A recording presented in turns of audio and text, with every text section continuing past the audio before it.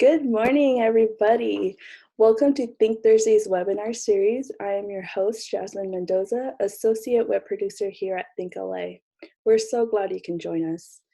I'd like to get started with the announcement before we begin.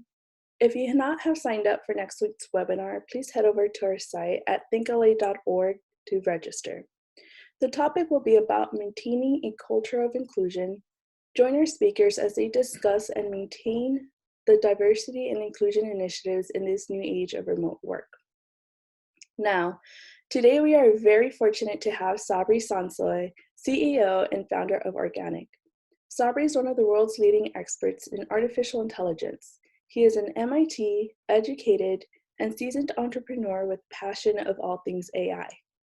He has leveraged several of the 30+ subcategories in AI, such as machine deep reinforcement learning, robotics, computer vision, IoT, and natural languages in automotive, entertainment, fashion, medical, agriculture, and environmental worlds. If at any point during the presentation you have a question or comment, please feel free to submit them as we'll be hosting a Q&A at the end. Thank you. Now, without further ado, thank you, Sabri, for being here today. I will turn it over to you. Hey, thanks, Jasmine. Welcome, everyone. No, I'm honored, first of all, to be invited by ThinkLA. Yeah, this journey for me has been amazing, at least for the past 5 years. That's when I got my foot started in artificial intelligence. And we'll just go through the slide. So as Jasmine stated, it depends on which AI researcher you talk to. They have a different definition of what AI is. For me, AI is the ultimate machine that's intelligent and acts like a human, right? And to get there, there's several subcategories that we have to develop. And the first one, which has been the biggest probably, is machine learning. The technology has been around for 50 years, but advances in lots of data, advances in computing, new algorithms have really accelerated, if you will, machine intelligence in several industries. Reasoning, hot area right now, and I'll get to reasoning later on. Robotics, of course, prices have come down, and it's pretty much anyone can build robots, and anyone has the tools to do all kinds of things. Computer vision, also big area, especially in the medical world. Internet of Things, which is what I'm working on today in the energy world, if you will. So gathering data and then making predictive analytics based on the data. And then, of course, the real another big area for research is natural language processing. We'll get into that shortly. So, what can AI do today? So it's really good at object recognition. Google's trained the system to recognize diabetic retinopathy with 99% accuracy. And that was 9 pathologists looking at each other's work over 500,000 images, labeling it correctly, and we have this great system today. Voice recognition, which is another hot area, solve what's called the cocktail problem. So if you're in a party, and let's say you want to hone in on a conversation in the middle, you can't really understand what they're saying because there's so much noise. Machine learning has solved this problem, so we can actually target conversations within a big crowded area. So hot area of research. Computers now have the power to imagine using a technique called GANs, which is generalized adversarial networks. And as you can see in the slide here, they've replaced, I forgot the model's name, I apologize, with one of the founders of AI, Jeffrey Hinton, his face. And we have these things called deep fakes now with video. With audio, you can capture your voices now and pretend to be you. So yeah, we've got some amazing things happening today. What it doesn't do yet, this is fascinating even more. So the vision, right? So I can recognize things, but the deep learning algorithms in our phones and wherever we use it, you cannot unlock your iPhone upside down. It's not true facial recognition. And if you look in the far right here, it's a picture of Kim Kardashian. It doesn't care where her eyes are at. It just cares that she has 2 eyes and a mouth. So this is a big problem with existing deep learning technologies that's being actively researched and hopefully solved. Voice, again, we all have, or a third of Americans, believe this or not, have a voice system in their houses. Amazon Alexa, Google Home, Apple Siri. But the thing is, these aren't true conversationalists. They're command and response systems. So, yeah, what time is it? Or can you play some music? And another area that computers really fail at is called reasoning. And to give you an example, the trophy won't fit in the suitcase because it is too small. It being the suitcase too small. Now, if I change it, the trophy won't fit in the suitcase because it is too big or too large. It now refers to the trophy. Our algorithms don't understand the concept of a suitcase, containing stuff. Or so anyway. So these are one of the shortfalls of today's AI. Interesting. I just learned about this. So you've heard about DeepMind solving all these games and all that with their algorithms. Another company called Vicarious, an AI company, found out. So like in this game here on the Atari's Breakout, if you move the paddle up a few pixels, that engine does not work. The DeepMind engine, it has to be retrained from the beginning to understand that. Unlike humans, right? If we move the paddle up, you and I can abstract out a new solution and just say, okay, I need to move the paddle this way or that way. So that's a big, even though they're making all these claims, this is still a big area that needs to be fixed. So projects I've worked on. So 5 years ago, I was working at Deutsche Advertising, and the creative team came to me and said, Volkswagen wants to drive a car with their voice. And I said, I don't, what do you mean, blah, blah, blah, And they explained, making car sounds, vroom, vroom, and all. And I said, I don't think we can do that. I wouldn't even know where to start. And they said, well, you have to because we sold it to the client. I'm like, great. So I reached out to my colleagues at MIT and Stanford, and this thing called deep learning, this is about 5 years ago, was just becoming popular. And so we got the research paper, and so what we ended up doing is having the whole company make all kinds of car sounds. And then we had car sounds, and then we had to feed these car sounds into this deep learning engine. And the experience wasn't perfect because at that time you need a lot of data. We just didn't have enough data to make this 100% proof. Fast forward to maybe 2 years, there's this new technology called transfer learning. In other words, it's a pre-trained brain that's been trained on everything you can think of, and you literally just need a little piece of information to train on new stuff. Had we had that, this experience would have been much better. But we were always before its time, so. So that was the first one. So you make 10-second sounds, and then we would show this car being controlled by your voice. One of my favorite projects. So that was my beginning in the AI world. Next big project was from Ogilvy and IBM. They just announced this software package called Tone Analyzer, where they would analyze text. It could be a tweet, could be your email, and then they would score it. I believe it was 25 different types of emotions. One for social, are you social, are you happy? And then we would, so we wanted to showcase this new technology. So at the time, the Met Gala, their theme was fashion and technology. So we're like, hey, this is perfect. So we teamed up with Marquesa. And I worked with them closely on what technology should we put in this dress to show Tone Analyzer in its true light. So fashion's hard. I never want to do this again. My concern was the dress, going up in flames, just like whatever that movie was. But so we ended up using LEDs, and we had the computer communicate in real time with Watson. As people tweeted the hashtag Met Gala, we would grab the tweets, analyze the tweets. Is it happy? Is it courageous? We didn't use any negative emotions. And then we would send that to the dress in real time. So that was this project. The next project was with Saatchi & Tool of North America. Again, we leveraged IBM Watson. So Toyota Reactivity, they wanted us to market to their demographic, which are very active folks. And so what we ended up using IBM for was to come up with unique combinations of sports or fun. And my favorite was kite surfing while you're scuba diving underneath. So yeah, it just came up with these very creative ideas. I want to caveat here that these things are tools. They're not replacing people. They're just an extra set of tools for the creatives, all of you creatives out there. So that was the tool. And then another one, if you look in the far right-hand corner, there's a little icon, it looks like a compass. So what we did was we elevated QR codes. So you can make a QR code now out of anything. And so we train the system. Yeah, so as you pointed your phone at this icon, and it didn't matter where the brochure was at, it could be angled, whatever, and then it would pop up an experience. I think it was an AR experience. So yeah, so and then the last big project I'll talk about is for Ridley Scott Free Films.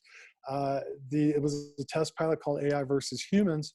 I was tasked to build these robotic paintball guns that would automatically detect people and fire at them. So again, I used machine learning. I used with my robotics background, built some robots. And also I'm building for another client, one that's specifically for his face. And anyway, so that's a fun project.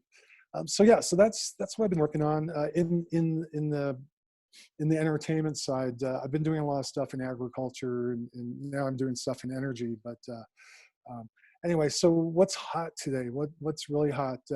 Interactive voice ads. You're going to be hearing more about this. Both Pandora and Spotify have been testing this new tech. So as you listen to your Spotify playlist, right, you're not watching the browser. You're not seeing the ads pop up. So there's no measure of engagement for the brands. So what they're doing now is call to action with audio. And you'll hear a voice saying, hey, would you like to hear something about grilled cheese? And you can say yes or no or whatever. And so they're calling this the say-through rate, not the click-through rate, the say-through rate. And so they've been, so far, what I've read, it's been positive. And you'll probably see this more show up also on your television sets or also in your voice boxes. So yeah, hot area. Another hot area, Amazon Go, I think it was a couple years ago, you would walk in and just walk out whatever, not having to pay anything or remove a credit card. So they're now licensing their Just Walk Out service and to several big box stores. So especially in today's day and age, right, with the coronavirus, I don't need to touch anyone. I don't need to touch anything. I just walk in, pick my object, and walk out. There's no lines. So this is going to be a big game changer too. You're seeing this roll out in several places. Several areas like Target and Walmart. Walmart has an incubator called Store Number 8. Highly recommend going to the storenumber8.com. It's their incubation arm, and they're really pushing the envelope with everything from machine learning to VR to AR. They do have an intelligent retail lab that's located in Levittown, New York. And if you walk in, they have everything you can think of: computer vision, voice recognition, robotics. Great place. They're using this as a testing proving ground for some of these technologies. So I highly recommend to go to their website, or if you can, go to the store itself. They also have an experience called Insperience, where they're trying to leverage VR, which in today's world might make sense during a pandemic. Again, this is all new. So future of AI. Okay, so the problem with that I mentioned before is reasoning. An AI doesn't understand like concepts of a suitcase, right? It doesn't have that knowledge that a suitcase can hold things. It also doesn't have common sense. Like if I told it to push a box of rope, that doesn't make any sense to a computer. Obviously, you can only pull with ropes. So this is a big area of research. Once reasoning gets better, I guess, then we get to the natural language understanding, which is very important. And here's an example. The race car zoomed by the school bus because it was going so slow.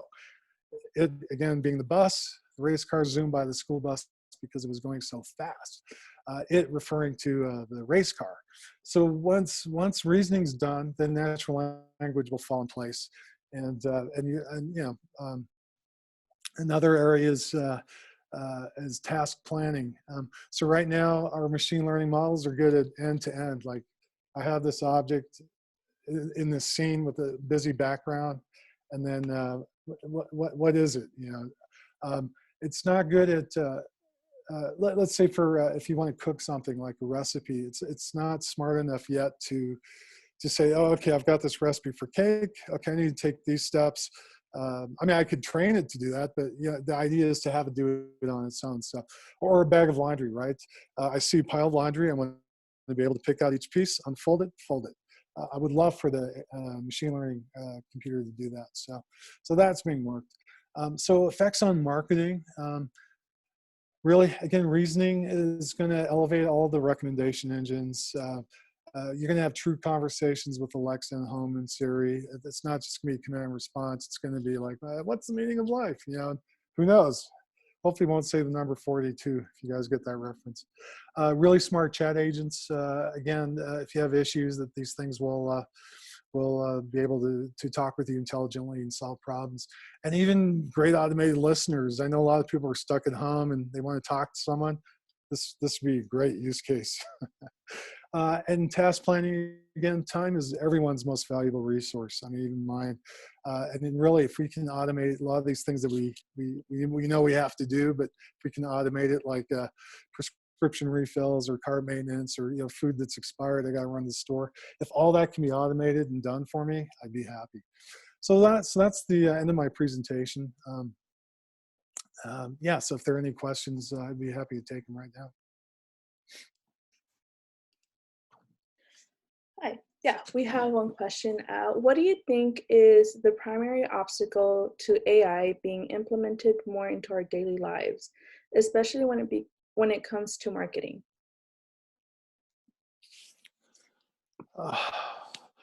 I guess, I mean, for marketing, right, you need to get feedback to know if it's working. And then there are a lot of people that are afraid to use this technology. So as I said, only a third of the US uses Amazon Alexa or Google Home. How do we get the rest of them? But yeah, that's a good question. Like the Walmart model, they're really testing and see what works. And then hopefully they'll share that information. I doubt it, but yeah, again, they're testing every single concept of AI possible, like a human, I mean, a human-looking robot, right? Come approach you. I mean, are you scared by it or what? But yeah, I mean, that's a tough question to answer.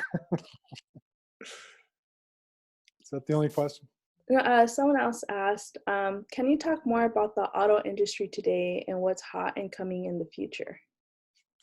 Yeah, so interesting. I have a lot of friends that work in the automotive industry and self-driving cars, and I personally think we're still far from a true self-driving car, unless you make all cars self-driving. That's the only thing that makes sense today. But there's still challenges. You can fool these systems. Like literally, I can fool a person like these facial recognition systems. If I put a little patch on my face, it's not going to recognize me. And like I said, remember the upside down iPhone thing. But automotive, I mean, again, look at Tesla, look at what they're doing, simplified user interface. I was in a research area where the car would detect your stress levels. So it would like modify the lights to calm you down or play calming music. Or if you had an emergency, right, automatically take you to the nearest emergency room without you even thinking about it. So I mean, there's so many awesome things about the movies. Again, watch the movies.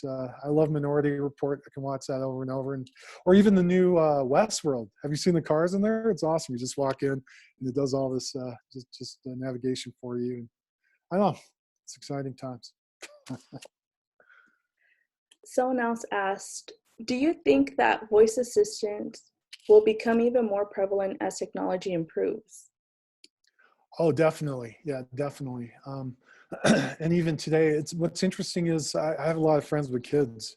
These kids are growing up with Alexa and Google Home, and they're learning this new way of interacting with these devices.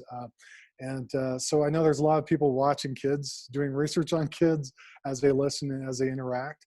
So to answer your question, yes, as the generations grow. I think, yeah, it's a generational thing. I think the next generation of whoever's, they're all going to be audio. What do you call it? They just love to talk to inanimate objects, I guess is the word. Me personally, yeah. Well, imagine also Shazam your voice, right? Someone's working on this where they can maybe detect you have an issue with your lungs or your breath or your health just by listening to how you talk. So there's added benefits to listening to your voice. What would you say to those who are scared of this rise in AI or smarter tech? uh, like with anything you're scared of, go face it and just get in front of it. I mean, I used to be afraid of public speaking. I mean, for me to be doing this about 10 years ago, I would have been a sweaty mess. My advice is just get in front of the tech. Um, or maybe there's groups, believe it or not, support groups like technophobes or whatever. Get involved with people who are afraid and maybe talk to them about how to get over these fears. Um, and also the concern with privacy, right? The privacy with audio. But the problem is all of us have these phones. These phones are listening to us anyway. And I really believe privacy is a thing of the past. So it's something we have to accept, even though I'm sure a lot of folks will disagree with me. Any advice for us targeting more of the blue collar workforce with our products and their shyness of the new AI world? Blue collar workforce. I'm wondering if they're talking about robots replacing them. I had an interesting experience working in agriculture. I was curious, where can we leverage artificial intelligence, robotics in the agriculture world? I met with a lot of harvesters, a lot of, I guess you call them the blue collar workers. But the biggest concern was, you're going to replace me. And that's not the goal. The goal's obviously like today, right? We have a pandemic, nobody's working. Everybody's like, oh, we can, replace everybody with robots and machine learning, but no one has money, right? No one has money to buy things. No one has, so it's nonsense. I think it's nonsense when people say everything, we're going to replace people. What's happening is cobots, collaboration robots. Like, for example, in the strawberry fields, you'll have a robot that comes and people pick the strawberries and then put them on the robot, and then the robot takes them out of the field. And these fields are large. So that's a perfect use case for collaborative robots. But and that's in any industry too. I know Amazon, there's no way they can replace every human with a robot. you need this collaboration, and people need jobs too, so we need to figure out how to make things work together. Someone else asked, is there something AI related that you think will become a part of our normal lives in the coming years that most people are unaware of currently? Yeah, medical, definitely medical. Like the dress that we built, I got invited by a medical community. It was AI Med out of California, and to talk about where our clothing will be smart. So smart wearable technology that, let's say I'm having an impending heart attack or a diabetic episode, my shirt will notify the hospital or my doctor, whoever, like, oh, something's happening, or, like, here's a self-driving car coming up to me and automatically like, hey, we detected you have an issue. We'll take you to the hospital right away. So yeah, we're going to definitely see smart wearables, I like to call them. We're in our Fitbits, we're in our watches, even glasses. AR is going to be huge. I think more so than VR for now. So AR and wearables is where I'm going to go with for your question. That's all. Oh, Sweet. hold on. Is there anything AI related out of the pandemic that will become the new normal? Yeah, good question. I don't know. I know they're using heat, I guess, cameras to detect if a person's temperature is elevated.